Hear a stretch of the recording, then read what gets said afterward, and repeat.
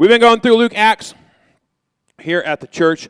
We decided to go through Luke Acts because we want you guys to become disciples of Jesus, and so we picked those two books to go through because they tell the story of Jesus and then the rise of his church. We did Luke, and now we're in the book of Acts. Like I said, we're going to be in chapter 21 today. We've gotten that far through it. You can find old messages online. If you want to go back and listen through previous messages about the book, they're all available on YouTube. If you search Pastor Pat Edrington, you can find them there. Or you can look us up on Facebook, and we share messages there also to catch up if you miss, or if you just want to go back and rehash, or if you just like the sound of my voice. It's available for you to go there, put it on, have a nice soothing sleep to me stuttering through words. So that is available for you. Today we're going to be, though, in chapter 21. Just as a quick recap so we can remember what we talked about in the previous couple weeks here. Paul has been dead set about going back to Jerusalem, with lots of people saying, don't go back to Jerusalem, because if you go back to Jerusalem, they're going to bind your wrists. You're going to maybe die. They're going to beat you. They're going to hurt you. And Paul keeps going, no, I got to go where I'm supposed to go, and I'm supposed to go back to Jerusalem. And so then this week, it's kind of like, if you ever watch sitcoms, they used to do it more when sitcoms were an actual thing before Netflix or on TV. But remember in old sitcoms when it was like, oh, we got to do 24 episodes for a season, and then the show had been on like 5 or 6 years, and then they'd have the episode where they just showed like clips from the previous episode, and it was like, hey, I remember when they did this or they did that, and then it got them out of having to, make an episode because they just would use old footage and make. That's essentially what we're going to do today. Is Paul is going to rehash a bunch of stuff that we've already talked about, because he's going to have to defend why he makes the decisions that he makes when he gets back into Jerusalem. So if you wonder how today is going to feel, that's what it's going to feel like, and that's why there's so much scripture. Then picking up in verse 17, says this: when we had come to Jerusalem, the brothers received us gladly. So just make note there that there's no tension here. There's no Paul at war with James. There's no like secret conspiracy. There's no disagreement in the early church. They're excited to see Paul. On the following day, Paul went in with us to James, and all the elders were present. James is running the church in Jerusalem, not Peter. Sorry if you're Catholic. After greeting them, he related one by one the things that God had done among the Gentiles through his ministry. And when they heard it, they glorified God. The church isn't mad. It's not fighting with him. It's not angry. Christianity is very unique in history. And what we're going to do today for you, and what I hope will be a help for you, is give you some bullet points when you talk to people about why you believe. Your belief, hopefully, is steeped in your understanding of history and what took place. And then because of what took place in history, then that shapes how you live your life and why you believe. And what is a unique thing about Christianity compared to every other religion is it happened in the open. It wasn't like one guy was in a cave by himself, like Muhammad, who got the books, he got the Quran, and nobody saw it, nobody experienced it except for Muhammad. It's not like the Mormons, where Joseph Smith has a secret meeting with an angel from heaven who gives him plates that will disappear if anybody looks at them. That's literally what they believe. So this thing takes place in the public eye, in history, and then around that thing, then the church grows and begins to be the church. And so when you start to read through this, when they say to Paul, when he lays out, these are the things that take place, these things that are taking place are separated from the church in Jerusalem. So the church in Jerusalem exists, thrives, believes in Jesus, teaches Jesus, and that's a ministry that's going on. You also have Paul founding churches all over Asia at the time, and then that's a thing going on. Then you have out of the churches in Asia, they're branching out and they're founding their own churches that Paul isn't founding, and that's going on. So it's not like you have one guy who comes along, presents this idea, and then slowly over time develops this thing. You go in just 30 short years from 120 people in the upper room in Acts 2 to when we get to this point that there's tens of thousands of believers all over this area of the world, because it wasn't just one guy. That's super unique in faith, and it's something that you have to be able to account for when people say, I don't believe in Christianity. Okay, well then what happened? How did this take place? So the only thing you can do is come up with like the idea that there's like this evil cabal of people that conspiratorially got together and decided to make this thing in a back room somewhere, and then pitched it and all went about their business but never interacted ever again in any sort of cabal sort of way. You can't argue that, well, they made it up later. You can't come along and say, well, 300 years after, that's when they established it, because how does that work? Who's in that pitch party?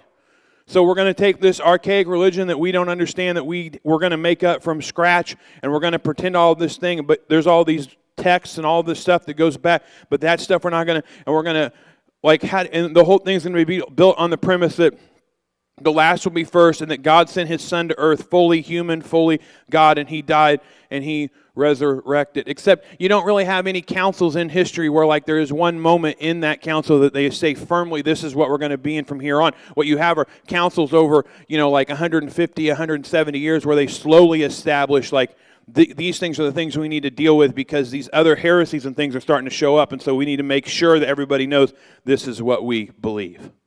And you see that when you look at these verses here, that Paul comes back, tells them this is what's going on, and they are excited about it. It's important to know they glorify God. They recognize what Paul says, and then they validate it and say, yes, you should have gone to the Gentiles, and you should have preached what you preached, and God's glory is seen in it. Picking up then.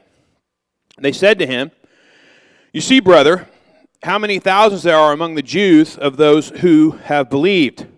They are all zealous for the law. They've been told about you that you teach all the Jews who are among the Gentiles to forsake Moses, telling them not to circumcise their children or walk according to our customs. Of course, we know after weeks of studying Acts, that's all lies. Paul never said not to do those things. He just said that if you're doing those things, that's fine, but that's a Jewish thing, and if you're not Jewish, it's not necessary. What then is to be done? They will certainly hear that you have come. Do therefore what we tell you. We have 4 men who are under a vow, probably a Nazirite vow. Remember, that's the Samson thing where we don't cut our hair, we don't touch dead things, we don't eat anything or touch anything from the grapevine.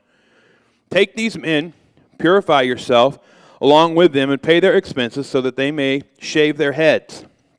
Thus all will know that there is nothing in what they have been told about you, but that you yourself also live in observance of the law. But as for the Gentiles who have believed, now remember, this is a rehash of what they talked about when they had this argument at the Jewish council all of those weeks ago when we talked about this. We've sent a letter with our judgment that they should abstain from what has been sacrificed to idols, and from blood, and from that has been strangled, and from sexual immorality. Paul took them in, and the next day he purified himself along with them and went into the temple, giving notice when the day of purification will be fulfilled and the offering presented for each one of them. So what James says is, look, you need to take these 4 guys who are under a Nazirite vow, you need to go back to the temple, you need to pay for their purification ceremony, you purify yourself, and hopefully when the Jews see you do that, they'll recognize that you haven't completely forsaken Jewish tradition and Jewish law. So the Nazirite purification ceremony is real gross, so I'm obviously going to tell you about it. That what you do is you would shave all the hair off of your head. Then you would sacrifice an animal, dove, baby lamb, and then you would mix the blood of that animal with your hair, and then you would burn it, which would smell incredible, I'm sure. That smell was pleasing to God and to no one else.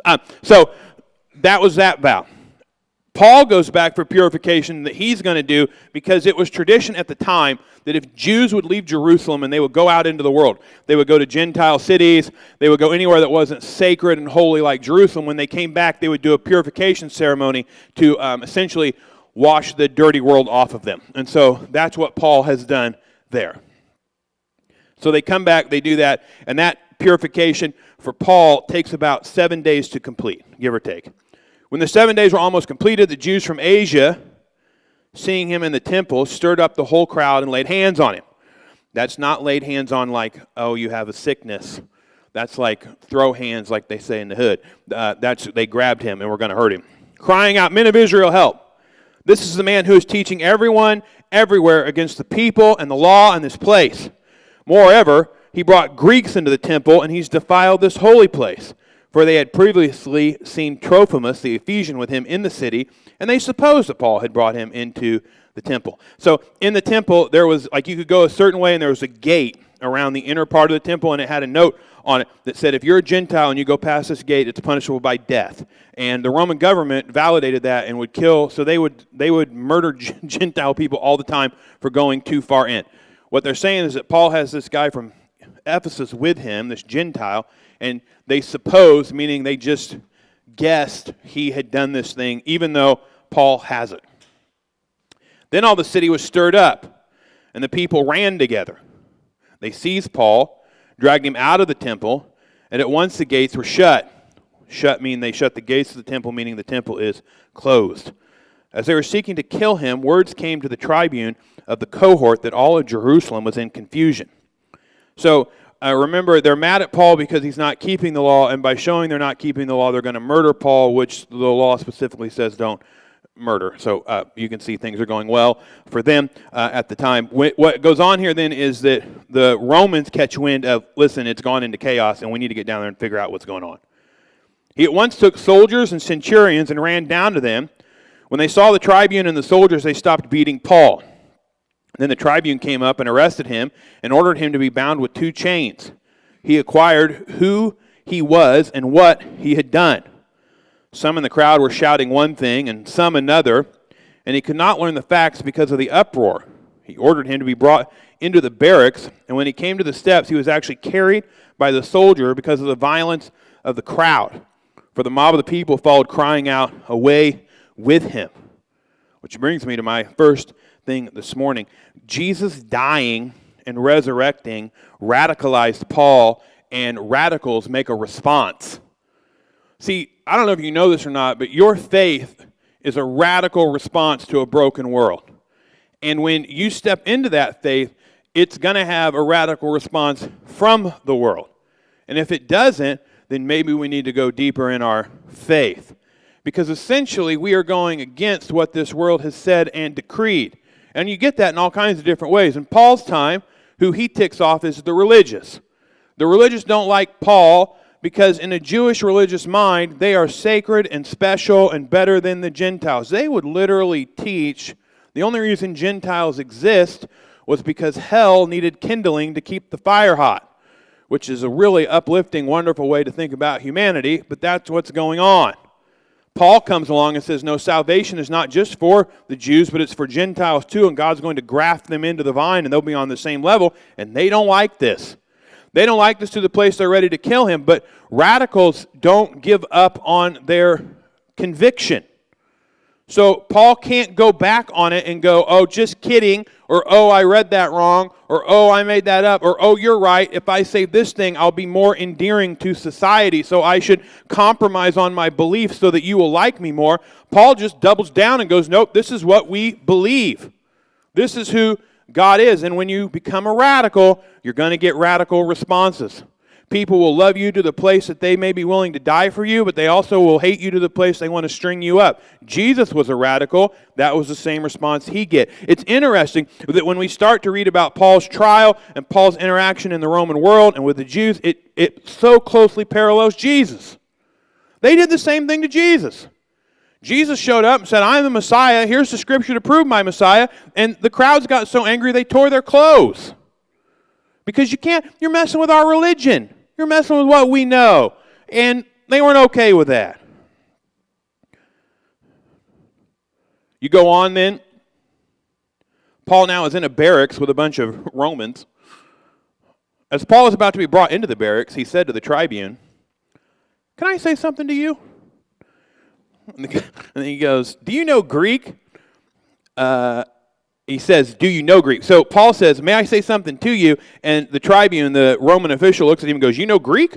Like, how are you speaking Greek? Are you not the Egyptian then, who recently stirred up a revolt and led the 4,000 men of the assassins out into the wilderness? So Josephus records at this time, there was this Greek leader who has all of these Sicarii assassins who carried this curved dagger, and they were killing Roman officials and then hiding the dagger in their robes, and it got to be such a problem that they just went after him. So they killed a bunch of the followers out in the wilderness, but they didn't get the guy. They didn't get the guy that was in charge, and so this time they're looking for him, which is another interesting thing, that you have this book of Acts, it's written, and you have other books outside of it that are referencing the same thing. It's just another little like correlation within history that like, hey, this thing, we can find what they're talking about. Paul replies, I'm a Jew from Tarsus in Cilicia, a citizen of no obscure city. I beg you, permit me to speak to the people. This guy in charge has to think Paul's insane at this point, right? Like, it was so crazy outside the doors that my soldiers literally had to pick you up and carry you to get you into here so that they wouldn't rip you to pieces.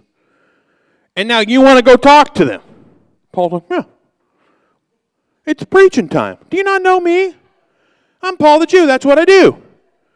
People hate me all over the place, but they need to know about Jesus. I don't care if they don't like me. I knew this was going to happen. In fact, I knew it so much that I got to testify. I had a guy take my belt off of my pants and wrap it around my hands and say I was going to get bound and chained. Here we are, bound and chained, and still I'm here. So obviously I want to go speak to them. So the guy goes, when he'd given him permission, Paul, standing on the steps, motioned with his hands to the people.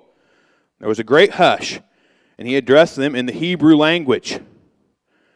So Paul starts speaking in Hebrew. He spoke in Greek to the guy. I'm sure the Roman official was like, who is this dude? Brothers and fathers, hear the defense that I now make before you. And they heard he was addressing in the Hebrew language. They became even more quiet. And he said. So now what's about here to happen is Paul is going to lay out why it is that he believes. If you don't know Paul's history, and we're going to talk about it here in just a second, but Paul's a murderer. Like, that's who Paul is. And it's through that murderer that God does what God does. And so when Paul makes this argument, instead of just checking out because I'm reading, you should really stop and think, like, what if you were a jury in this case? Like, he got this guy who's come back. He's saying we're supposed to allow Gentiles in. We're not. Why should we believe that? Why should we do that? And then Paul starts to make this argument. And this is an argument that he's about to make that every person on this planet should respond to. Every person here should hear the Pauline argument for why he converted and come up with, how do you respond? Was he crazy? Was he on drugs? Was he a liar?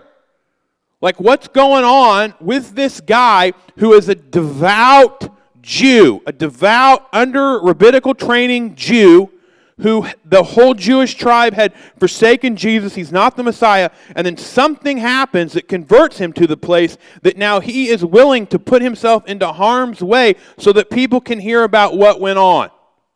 Why? Like, Christianity so much gets like clumped into, oh, they're weird about sexuality, we're not supposed to drink, you can't do this, you can't do that. Why don't we talk about, when it comes to belief, what happened all those years ago? Do away with the behavior modification for a minute and come down to the historicity of Christianity. Historically, this event took place, and if this event took place, then what does that mean throughout history? How does that resonate with humanity? Here's what Paul says. I am a Jew, born in Tarsus in Cilicia, but brought up in this city, educated at the feet of Gamaliel, according to the strict manner of the law of our fathers, being zealous for God as all of you are this day. I persecuted this way. Remember, the way is what they call followers of Jesus at this point. I persecuted this way to the death, binding and delivering to prison both men and women, as the high priest and the whole council of elders can bear me witness. From them I received letters to the brothers, and I journeyed toward Damascus to take those also who were there and bring them in bonds to Jerusalem to be punished. So he establishes, look, this is who I was. I was a Jewish superhero. You love me and you know that. The high priest knows it. The elders know it. They're probably there in the crowd. These people who are standing here know who I am. They know what I did. As I was on my way and drew near to Damascus about noon, a great light from heaven suddenly shone around me. I fell to the ground and heard a voice saying to me, Saul, Saul, why are you persecuting me? And I answered, Who are you, Lord? He said to me, I am Jesus of Nazareth, whom you are persecuting. Now those who were with me saw the light, but they did not understand the voice of the one who was speaking to me. And I said, Well, what should I do, Lord? The Lord said to me, Rise, go into Damascus, and there you will be told all that is appointed for you to do. And since I could not see because of the brightness of that light, I was led by the hand by those who were with me, and I came into Damascus. So this guy, imagine that. You're sitting there. This guy's preaching. We're angry. We don't like him. But now he's saying that somebody knocked him off of his donkey on the road to Damascus, and the person supposedly who did that was this bright light out of heaven that spoke and said, I am Jesus of Nazareth. Why are you persecuting me? And because that happened, there seems to be some sort of transformation that's going to start to take place in Paul and who he is. He got up, he can't see, he's blind, and he's led by the hand into the city of Damascus. What do you do with that? Is he insane? Is he making it up? He said there's crowds of people who were with him who saw the light but couldn't understand what the voice was saying. So there seems to be some people we can correlate this with. And he's here. And he's preaching, and he's done this thing, and he's doing it in the face of adversity. There's no monetary gain here. There's nothing that's going to make him powerful or famous or manipulating. He's not a cult leader. There's not like some large group that's defending him and protecting him. He's literally put himself in the place of death because of this experience that he had. So what do you do with that? What do you say? Where do you go? You have to come to the conclusion that something occurred. And you either forsake it and say, well, he made it up, or he had some sort of, bad thing for lunch. Or you go, maybe there's some power and authority here to this. He goes on, and one Ananias, a devout man according to the law, well spoken of by all the Jews who lived there, came to me, standing by me, and said to me, Brother Saul, receive your sight. And at that very hour I received my sight, and I saw him.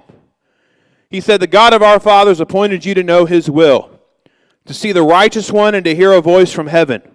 For you will be a witness for him to everyone of what you have seen and heard. Now why do you wait? Rise, be baptized, and wash away your sins, calling on his name. Whose name? Jesus' name. This is blasphemy if you're a Jew.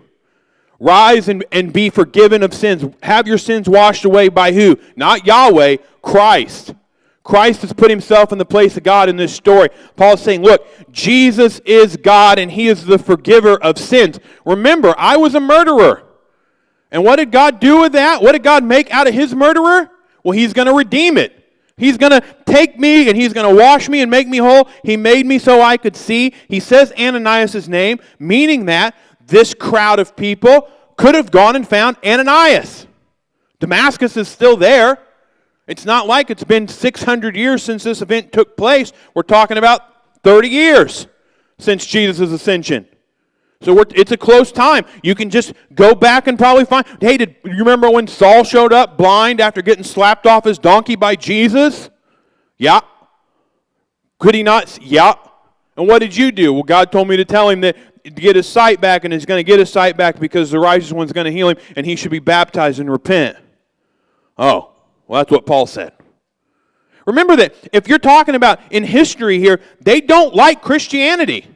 There's no like government support behind it. There's no like group that's running around. Like when you get into Mormonism, Joseph Smith had Brigham Young, and if you don't know, Brigham Young was a gangster. And he killed people all over the place who disagreed with Joseph Smith. After Joseph Smith gets killed by the Illinois militia, when they head out west to Utah, Brigham Young put a team of men together, and anybody who spoke negatively about the prophet disappeared. Goodbye. If you don't, Stalin, Leningrad, and Lenin and communism, anybody who spoke bad about communism disappeared. 100 million people gone. Just, whoop, they were here, now they're not. Don't know where they went. You don't have that in Christianity. You don't have some point, like we're going to love everybody, we're going to accept everybody, we're going to march into the face of destruction and death because Jesus died and resurrected. And if you kill us, the next guy will carry on the message because his message isn't about our power and our authority and our knowledge. The message is the fact Jesus died and lives. And we're able to go and tell everybody about it, and you can't kill it, you can't cut its head off because this historical event took place. Then Paul makes him so angry. Listen to what he does. When I had returned to Jerusalem, was praying in the temple, I fell into a trance. This is Paul talking about after he came back to Jerusalem the first time. And I saw him saying to me, him being Jesus, make haste and get out of Jerusalem quickly, because they will not accept your testimony about me. I said, Lord, they themselves know that in one synagogue after another I imprisoned and beat those who believed in you. And when the blood of Stephen, your witness, was being shed, I myself was standing by and approving and watching over the garment of those who killed him. And he said to me, go, and I will send you far away then to the Gentiles. It's interesting that even when Paul is giving his testimony, he doesn't present himself as great. There are so many people who God uses that speak because of how Christianity is put together that we just bask in our brokenness. And it's so hard to get past. Like, you just go like, I was an absolute turd. That's what I was. Like, even in this moment where Jesus is he's in a trance. He's literally talking to Christ. He's like, hey, I know, like, you want me to get out of Jerusalem and you want to go do that, but I just want to remind you, before you send me out into this world as your representative, before you use me like I feel like maybe you're going to use me, God, I just want you to remember I am a murderer. I killed Stephen. I watched their clothes while they bludgeoned him with stones to death. I was there over the top of that. I'm not sure you're aware of what it was that I was, and I just want you to remember that before you use me as your representative in this world. Because I was a train wreck, God, as if God doesn't know what he pulled you out of and what he redeemed. Listen, the only thing you get this morning, get this, the enemy of the world can only do one thing to you once you found Jesus, and that's remind you when you didn't know him. He can't take Christ away from you. He can't make you less than. He can't unrestore you. He can't unredeem you. He can't uncover you in the blood of Christ. All he can go is, yeah, I know you're a new thing, and I know Jesus has got you, and I know he's shaping you, and he's restoring you, but you remember when he wasn't? Remember when you were a train wreck, when you were a mess? Remember when you were awful? Remember when you murdered Stephen? Remember? Now, we don't know what Paul says next because the people freak out. Verse 22 says, after this word they listened to him, and then they raised their voices and said, away with such a fellow from the earth. He shouldn't be allowed to live. As they were shouting, throwing off their cloaks, and flinging dust in the air, which is just hilarious visually to think about. That they're like grabbing handfuls of dirt, throwing it in the air, and taking off their clothes. That Paul's made them that. I've made a lot of people angry in my day. I have a real gift to irritate people. And I had never made somebody so mad that they took off their shirt and grabbed handfuls of dirt and frolicked about throwing it in the air to let me know how frustrated they were. But that's what Paul does. The tribune ordered him to be brought into the barracks, saying he should be examined by flogging to find out what they were shouting against him like this. This is a very Roman idea. We're going to bring him in to examine him by flogging. Now, if you don't know, flogging is what they did to Jesus. That's where they would take the whip with the 9 different tails that had like chunks of rock and glass, things that grab, and they would hit you with it until it pulled off big chunks of your skin and flesh. And then they believed by the bleeding, then that would release honesty in your life. And so then they could ask you questions of truth. So that's what they're going to do here. When they stretched him out for the whips, because again, Romans are gifted at torture, so they would pull you tight so your muscles were tight so that when they hit you, you'd bleed more. Paul said to the centurion who's standing by, this is one of my favorite moments in Acts, and make sure you catch it. He looks at so here he is, he's all stretched out, ready to get whipped. He turns his little Paul head to the centurion. Excuse me, sir. Is it lawful for you to flog a man who's a Roman citizen and uncondemned? Well, when the centurion heard this, he went to the tribune. So he just stops. He's like, whoa, whoa, whoa, whoa, whoa. Nobody do anything. So he goes back to his boss. He says, what are you about to do? This guy's a Roman citizen. So here comes the tribune. He comes down to Paul and he goes, tell me, are you a Roman citizen? And Paul goes, yes. Well, then the tribune answered, I bought this citizenship for a large sum. So you could buy your citizenship from Rome, and it was super expensive, and you got some of the rights, but not all of the rights. But the homegrown boys, that's who you wanted to be. Paul says, I'm a citizen by birth. So those who are about to examine him, notice we're calling it examining still, because politics are the same then, now, and forever, examine him, withdrew from him immediately. The tribune also was afraid, for he realized that Paul was a Roman citizen and that he had bound him. On the next day, desiring to know the real reason why he had been accused by the Jews, he unbound him and commanded the chief priests and all the council to meet, and he brought Paul down to set him before them.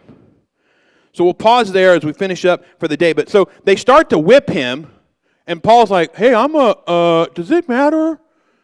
Listen, Paul knows, okay? Like, Paul is incredibly well-read.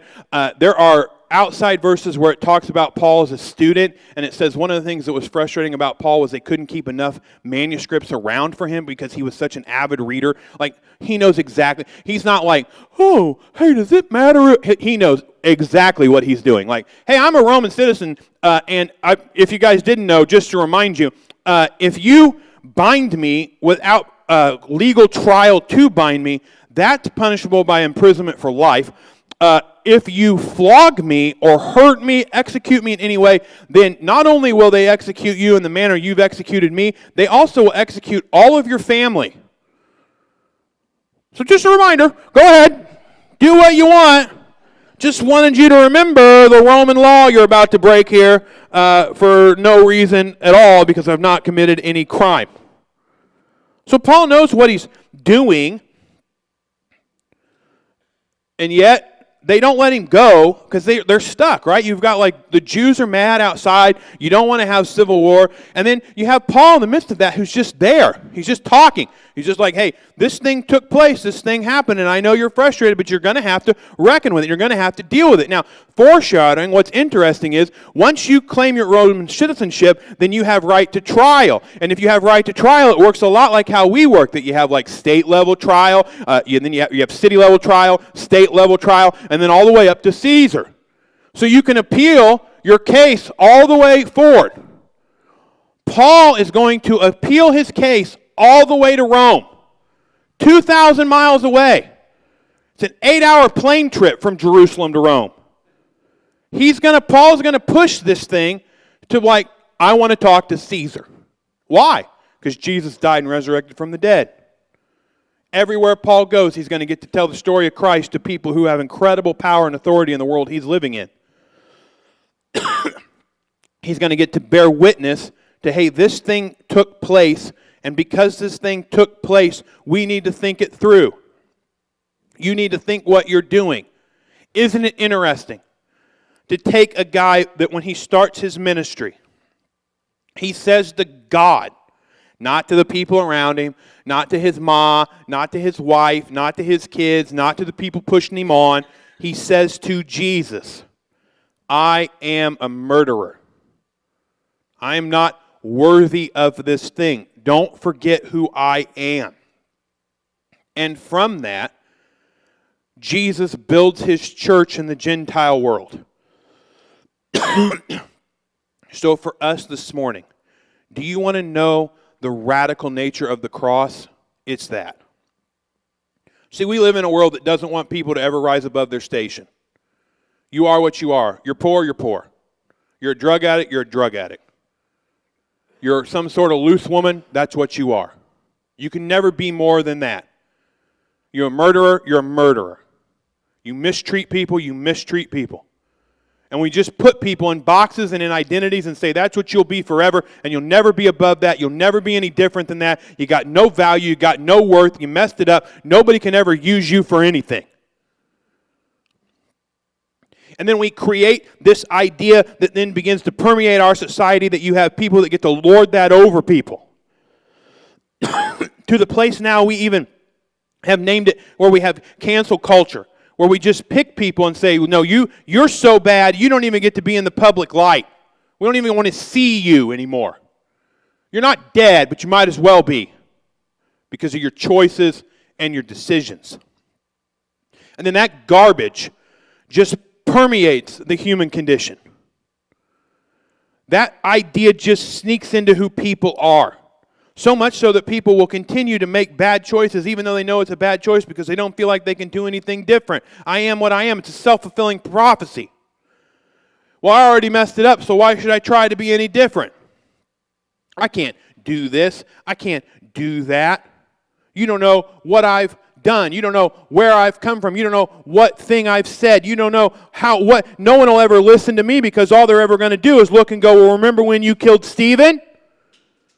They won't listen to me about you. I murdered a man. Except what you forget is the redemption of your sin speaks to the power of the message you're delivering. You can't be so broken that Christ can't redeem you. And if that's true, then your brokenness is a bullhorn into the darkness of this world to say, yes, I was a murderer, and God made me a child of the King. God took that which the world says has no value, no purpose, and no worth, and He built His church on it. He doesn't pick the best bricks to build His temple. He takes all of us who are hot, broken messes, and He radicalizes you and makes you into a new thing. What would you do if you were playing some sport? Right? You're out there, you're playing football, and you get some little weird skinny kid. He comes up, hey coach, I want to be the fullback. Now if you don't know football, you got your running back and your fullback. Fullback's usually a little bigger guy, and he's the lead blocker, knocking dudes down. You get some little 5'3", nothing. I'm going to be the fullback. No, you're going to be dead.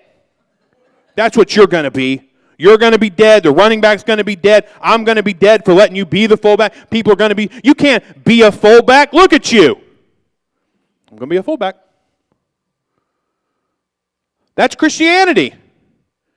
That's the Bible. That's how it works. When David shows up in the camp and Goliath is out on the hill and he's mocking Jewish people, send out your champion. I'll fight any of you. Send out your biggest and your best and your brightest, and I'll squash him with Philistine power. And you know what the Jews are doing? Hiding in tents. Don't go out there. He'll see us. David strolls into camp, carrying lunch for his brothers, goes to the king and goes, how come we're not fighting this idiot? Jesus and God radically changes the way you see yourself in this world. Saul's like, you want to fight him? I'll fight him. My God's bigger than him. I'm not going to fight him. Yahweh's going to fight him. You're not going to fight who you were. Jesus is going to change who you are. The world's not going to look at you and see a murderer. The girl's going to look at you and see that you were a murderer who found Jesus, and now you're radically different than you were. What happened? Jesus happened. He made me into a new thing.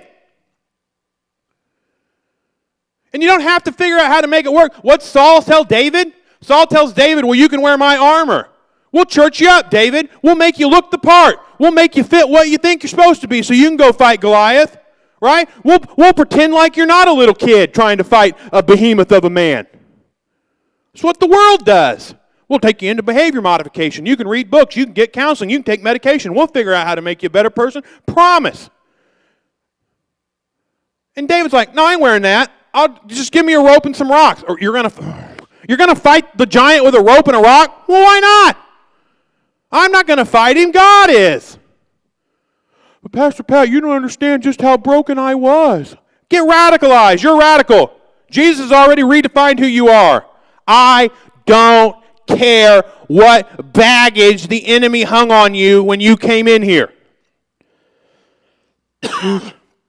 I don't look at you and see you for what you were. We can talk about it. We can all talk about our BC days before Christ. Fine. But it's not who we are. Who we are is what we decide to be when we go out to face Goliath. And who's Goliath in this world? Goliath in this world is the thing that says to you, you can never be any more than you are. You can never rise above your definitions in this world. Your station is your station. Stay in it. David walks out, and Goliath, what's he do? He laughs. What's the world going to do to us? Same thing. You walk out in the face of this world and you go, hey, I don't care if they were a murderer. I don't care if they're a rapist. I don't care if they stole money. What I care about is, do they know Jesus? So can we talk to them? Can I get near them? Can we explain to them that there was this time in history that this event occurred and it set the world on its ear, and you need to know about Jesus because there's redemption for this thing that you think is so far broke it can't be redeemed? Let me near the lost. Let me near the broken. I have the cross of Jesus. I have redemption, and I want to put it near them. I don't care what you think. That's how you fight Goliath. When we get to heaven, there better be a movie that we get to watch back through history. And I'm not talking about garbage Christian movies that get made. I'm talking about the real deal. I want to see David walk out the tents with his little sling. Goliath in full regalia. Helmet, armor, giant sword. Laughing.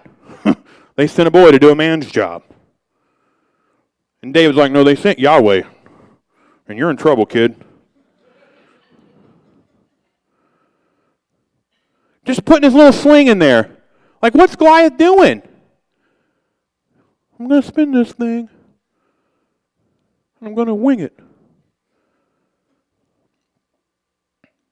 And then Goliath goes down. You know how you overcome the world? Well, you don't, stupid. Jesus already did. You don't have to make yourself presentable. You don't have to church yourself up. You don't have to get it all together so that the world looks at you and goes, man, they really have got it together. No. You go out to the fight that you can't win against the enemy that seems unsurmountable with not enough equipment, not the right tools for the job, and you rely on God to be God. David takes his little rock and beats him in the head and then chops his head off. And what do the Philistines do? Run. They run for the hill, and we're like, we got to get, this is nuts. We run. The kid's got rocks and a string, and we're dead. We got to get out of here. That's how the enemy of this world sees the cross of Jesus. We got to run. We have no recourse against the cross. There's nothing we can do once they figure out they can be redeemed for the things they've done.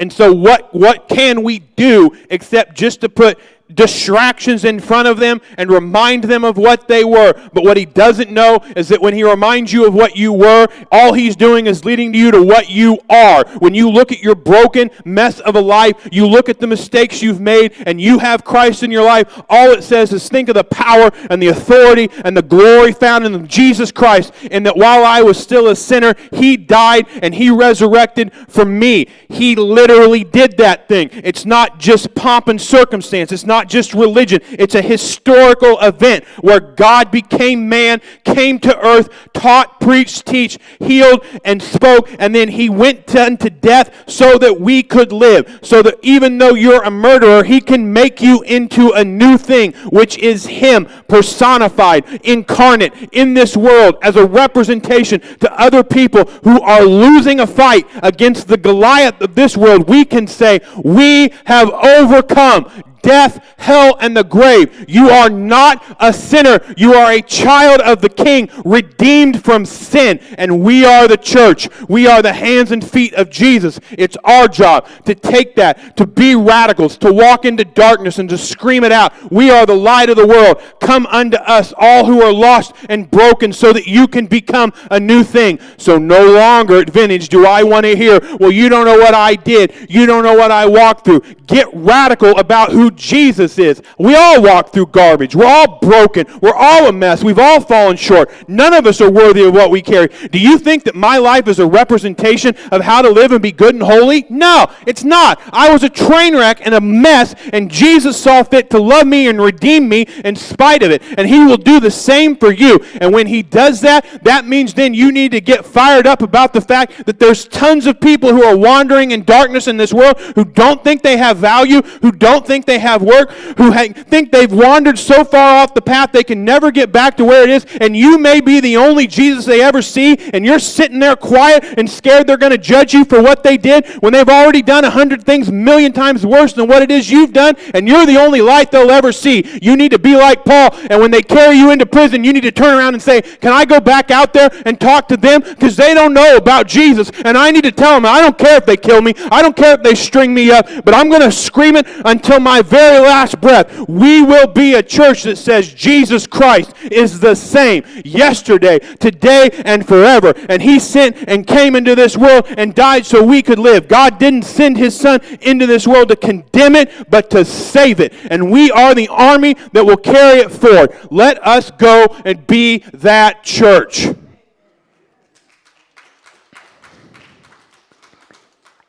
Let's pray. Lord, I come to you this morning.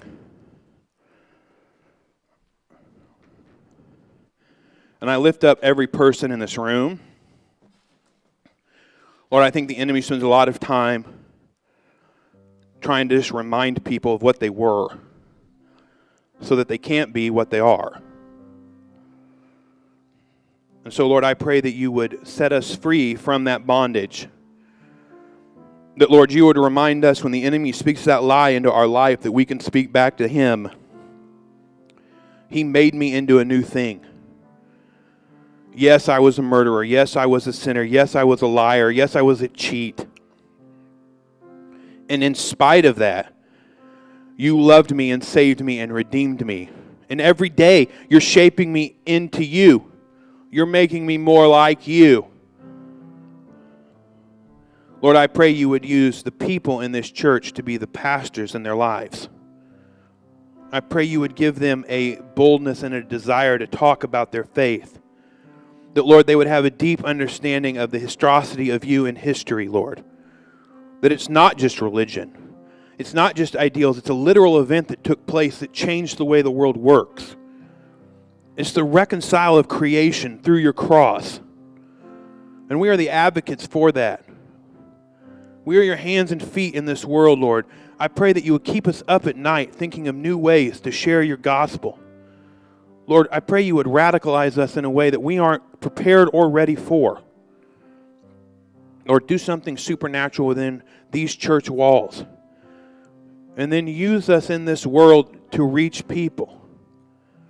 Give us the things to say and the things to do. Set us free from the bondage of the enemy. Lord, make us like Paul, that we'll be able to look back at our life and say, these were the things you did, and these were the things I did in response to what you did for me. Give us victories. Give us moments where your power is on full display. And Lord, use us to reach people who are lost and broken. Set us free from the bondage of the Goliaths of this world. And use us like you used David. It's in your name we pray. Amen.